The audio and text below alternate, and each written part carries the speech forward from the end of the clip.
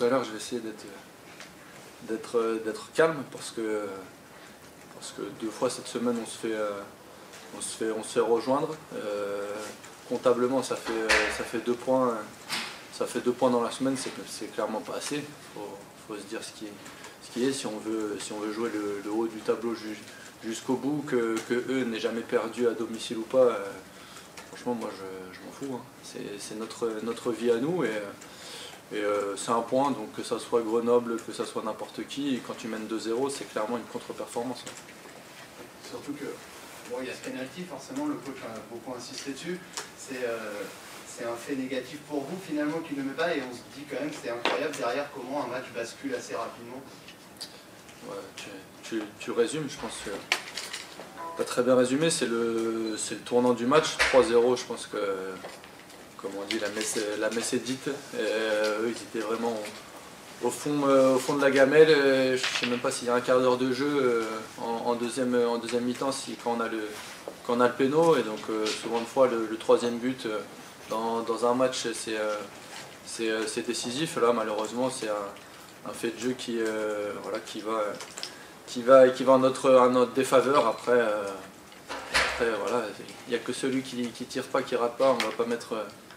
On va pas mettre tout le match nul sur Mika. J'oublie pas le but qu'il met sur une belle action en première mi-temps, mais oui c'est décisif. Après je pense qu'il n'y a pas beaucoup de coachs qui auraient fait 4 changements comme a fait Inns Berger, et ça leur a apporté un peu une nouvelle dynamique dans le match. S'il y a deux faits de jeu en deuxième mi-temps, je pense que c'est ces deux-là, le péno et les 4 changements qui font, ça leur a apporté un peu de fraîcheur, de renouveau. Après il y a des faits de jeu également. Je pense qu'il y a hors-jeu très large sur le 2-1, mais c'est comme ça. Vous allez me parler des pénaux, etc.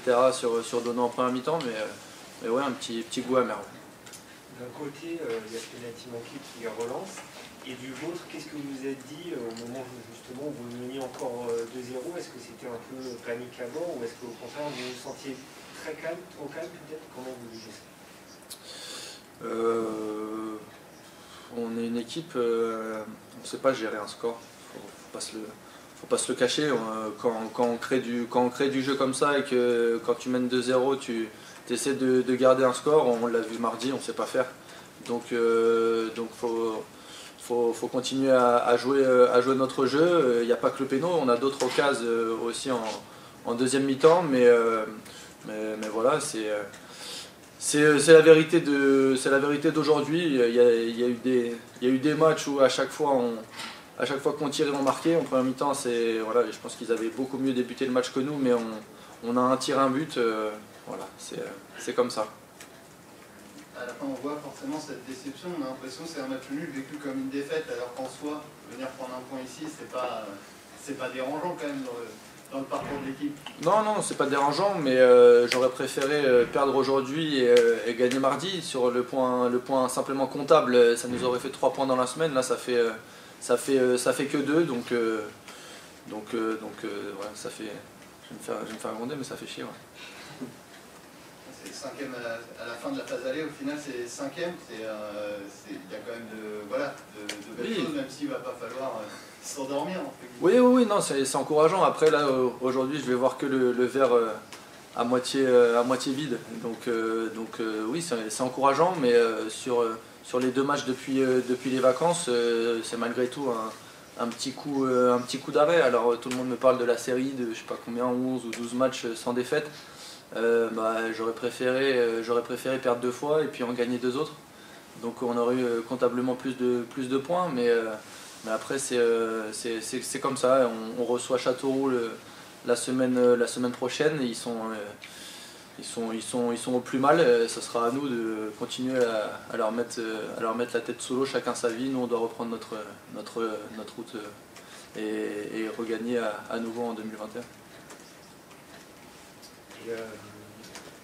Le coach nous disait qu'après son pénalty manqué, Mika il a dit ouais, c'est bon, je les tire plus.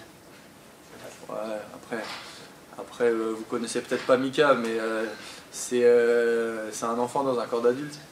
Donc Donc il est comme ça, mais je pense que la prochaine fois qu'il y aura un péno, c'est un attaquant, donc il voudra le tirer. Après le penalty, voilà, c'est un fait de jeu.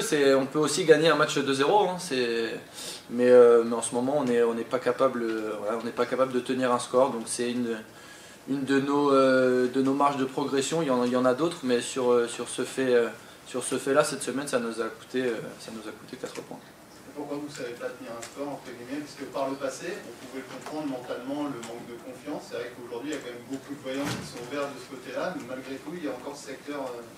Oui, après, quand on est dans une équipe et quand on est avec un coach comme ça qui fait du jeu, qui aime tout le temps attaquer, et quand il y a 2-0, on ne sait pas trop ce qu'on doit faire. Quand je te dis que c'est notre marge de progression, je pense que voilà, dans la maturité d'une équipe, doit y avoir certaines phases qu'on doit mieux gérer, les temps faibles notamment en deuxième mi-temps, et c'est ce qui nous aurait peut-être permis de gagner 2-0 ou de rester à 2-1. Et puis la petite cerise sur le gâteau, c'est de marquer, de prendre un but à la dernière minute sur coup de pied arrêté, alors qu'on a bossé ça tous les jours de la semaine. On savait que Lolo, j'ai joué avec lui étant gamin, et en ce moment, cette année, à chaque fois qu'il y a un corner, ça tombe sur lui. Donc on aurait dû être un petit peu plus attentif, mais c'est également une de nos marges de progression. Ils sont très bons sur coup de pied arrêté, on le paye ce soir, donc à nous de repartir du bon pied dès la semaine prochaine contre Châteauroux. Après les 5 heures de bus.